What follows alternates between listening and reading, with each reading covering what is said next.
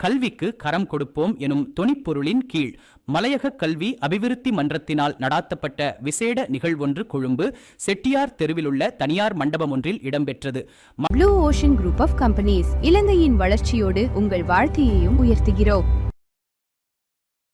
மலையக மாணவர்களின் கல்வி முன்னேற்றத்தை இலக்காக கொண்டு மன்றத்தின் 4 முக்கிய செயற்திட்டங்கள் இந்நிகழ்வில் நடைமுறைப்படுத்தப்பட்டதுடன் மலையக கல்வி அபிவிருத்தி மன்றத்தின் 7வது நிர்வாகக் குழுவின் உத்தியோகபூர்வ பதவியேற்பும் இடம்பெற்றது.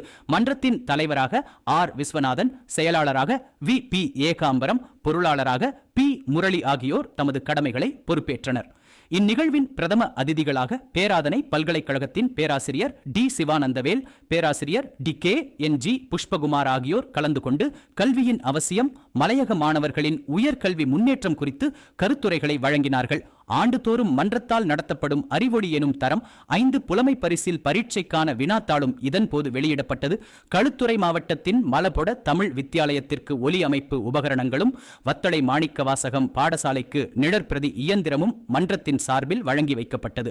பல்கலைக்கழகத்திற்கு தகுதி பெறும் மாணவர்களுக்கு மாதந்தோறும் தலா 5000 ரூபாய் நிதி உதவி வழங்கப்படுகிறது. அதனடிப்படையில் 2006ஆம் ஆண்டு முதல் மலையகத்தில் இருந்து பல்கலைக்கழகங்களுக்கு தெரிவாகும் பொருளாதார வசதியற்ற மாணவர்களுக்கு தொடர்ச்சியாக நிதி உதவி வழங்கும் திட்டத்தை இம்முறை விரிவுபடுத்தியுள்ளது. இவ்வாண்டு மொத்தம் 140 மாணவர்களுக்கு நிதி உதவி வழங்கப்பட்டதுடன் வெளிநாடுகளில் உயர்கல்வி பயிலும் மலையக மாணவர்களுக்கும் விசேட நிதி உதவிகள் வழங்கப்பட்டது. மலையக மாணவர்களின் கல்வி முன்னேற்றமே மன்றத்தின் உயர்ந்த இலட்சியம். புலமை பரிசில் உதவிகளை மட்டுமல்லாது எதிர்காலத்தில் கல்வி வளர்ச்சிக்கு தேவையான பல்வேறு உதவி திட்டங்களையும் விரிவுபடுத்தி மலையக மாணவர்களுக்கு தொடர்ந்து வழங்க மன்றம் எப்போதும் தயாராக உள்ளதாக மன்றத்தின் புதிய தலைவர் ஆர். விஸ்வநாதன் நிகழ்வில் உரையாற்றும் போது தெரிவித்தார்.